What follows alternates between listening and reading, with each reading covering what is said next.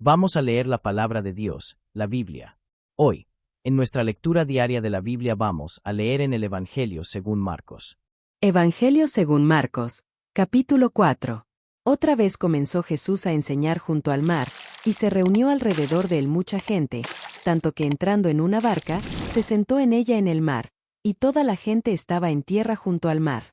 Y les enseñaba por parábolas muchas cosas, y les decía en su doctrina: Oíd, he aquí, el sembrador salió a sembrar. Y al sembrar, aconteció que una parte cayó junto al camino, y vinieron las aves del cielo y la comieron. Otra parte cayó en pedregales, donde no tenía mucha tierra, y brotó pronto, porque no tenía profundidad de tierra. Pero salido el sol, se quemó, y porque no tenía raíz, se secó. Otra parte cayó entre espinos, y los espinos crecieron y la ahogaron, y no dio fruto. Pero otra parte cayó en buena tierra, y dio fruto, pues brotó y creció, y produjo a 30, a 60, y a 100 por uno. Entonces les dijo: El que tiene oídos para oír, oiga. Cuando estuvo solo, los que estaban cerca de él con los 12 le preguntaron sobre la parábola. Y les dijo: A vosotros os es dado saber el misterio del reino de Dios, mas a los que están fuera, por parábolas todas las cosas, para que viendo, vean y no perciban, y oyendo, oigan y no entiendan, para que no se conviertan, y les sean perdonados los pecados. Y les dijo: ¿No sabéis esta parábola? ¿Cómo, pues, entenderéis todas las parábolas? El sembrador es el que siembra la palabra. Y estos son los de junto al camino, en quienes se siembra la palabra, pero después que la oyen, enseguida viene Satanás, y quita la palabra que se sembró en sus corazones. Estos son asimismo los que fueron sembrados en pedregales, los que cuando han oído la palabra, al momento la reciben con gozo. Pero no tienen raíz en sí, sino que son de corta duración, porque cuando viene la tribulación o la persecución por causa de la palabra, luego tropiezan. Estos son los que fueron sembrados entre espinos, los que oyen la palabra. Pero los afanes de este siglo, y el engaño de las riquezas, y las codicias de otras cosas, entran y ahogan la palabra, y se hace infructuosa. Y estos son los que fueron sembrados en buena tierra, los que oyen la palabra y la reciben, y dan fruto a 30, a 60, y a 100 por uno. También les dijo: ¿Acaso se trae la luz para ponerla debajo del almud, o debajo de la cama? ¿No es para ponerla en el candelero? Porque no hay nada oculto que no haya de ser manifestado, ni escondido, que no haya de salir a luz. Si alguno tiene oídos para oír, oiga. Les dijo también: Mirad lo que oís, porque con la medida con que medís, os será medido, y aún se os añadirá a vosotros los que oís. Porque al que tiene, se le dará, y al que no tiene, aún lo que tiene se le quitará. Decía además: Así es el reino de Dios, como cuando un hombre echa semilla en la tierra. Y duerme y se levanta, de noche y de día, y la semilla brota y crece sin que él sepa cómo.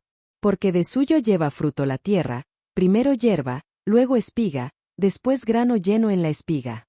Y cuando el fruto está maduro, enseguida se mete la hoz, porque la siega ha llegado. Decía también: ¿A qué haremos semejante el reino de Dios, o con qué parábola lo compararemos? Es como el grano de mostaza, que cuando se siembra en tierra, es la más pequeña de todas las semillas que hay en la tierra. Pero después de sembrado, crece, y se hace la mayor de todas las hortalizas, y echa grandes ramas, de tal manera que las aves del cielo pueden morar bajo su sombra. Con muchas parábolas como estas les hablaba la palabra, conforme a lo que podían oír. Y sin parábolas no les hablaba, aunque a sus discípulos en particular les declaraba todo.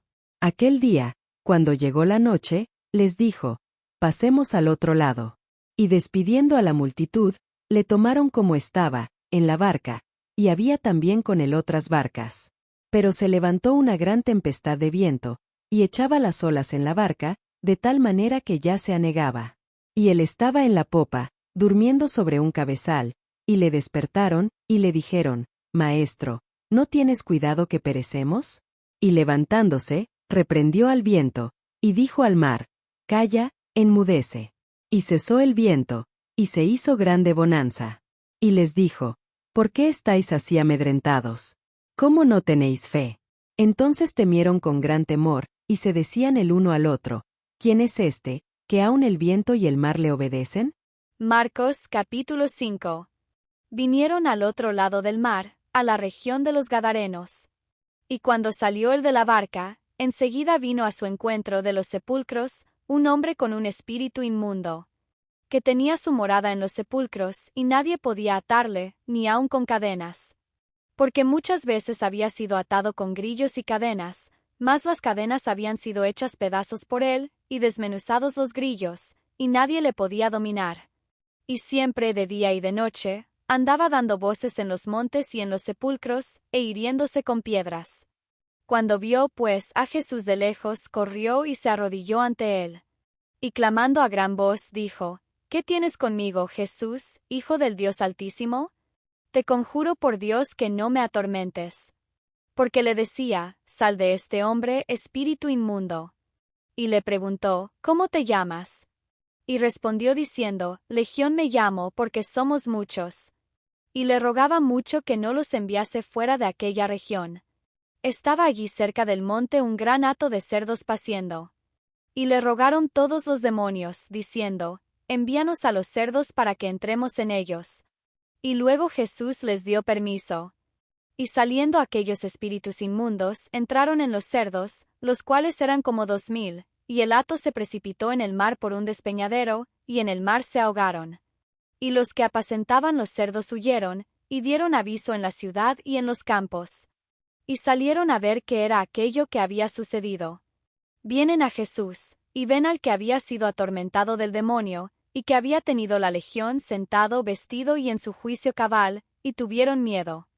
Y les contaron los que lo habían visto, cómo le había acontecido al que había tenido el demonio, y lo de los cerdos. Y comenzaron a rogarle que se fuera de sus contornos. Al entrar él en la barca, el que había estado endemoniado le rogaba que le dejase estar con él. Mas Jesús no se lo permitió, sino que le dijo: Vete a tu casa, a los tuyos, y cuéntales cuán grandes cosas el Señor ha hecho contigo, y cómo ha tenido misericordia de ti. Y se fue, y comenzó a publicar en Decápolis cuán grandes cosas había hecho Jesús con él, y todos se maravillaban. Pasando otra vez Jesús en una barca a la otra orilla, se reunió alrededor de él una gran multitud, y él estaba junto al mar. Y vino uno de los principales de la sinagoga, llamado Jairo, y luego que le vio se postró a sus pies. Y le rogaba mucho, diciendo: Mi hija está agonizando, ven y pon las manos sobre ella para que sea salva y vivirá. Fue pues con él, y le seguía una gran multitud y le apretaban. Pero una mujer que desde hacía 12 años padecía de flujo de sangre, y había sufrido mucho de muchos médicos, y gastado todo lo que tenía, y nada había aprovechado, antes le iba peor.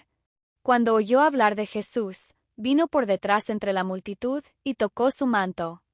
Porque decía: Si tocare tan solamente su manto, seré salva.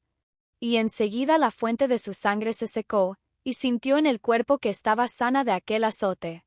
Luego Jesús, conociendo en sí mismo el poder que había salido de él, volviéndose a la multitud, dijo: ¿Quién ha tocado mis vestidos?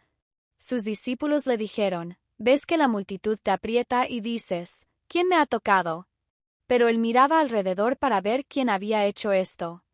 Entonces la mujer, temiendo y temblando, sabiendo lo que en ella había sido hecho, vino y se postró delante de él, y le dijo toda la verdad.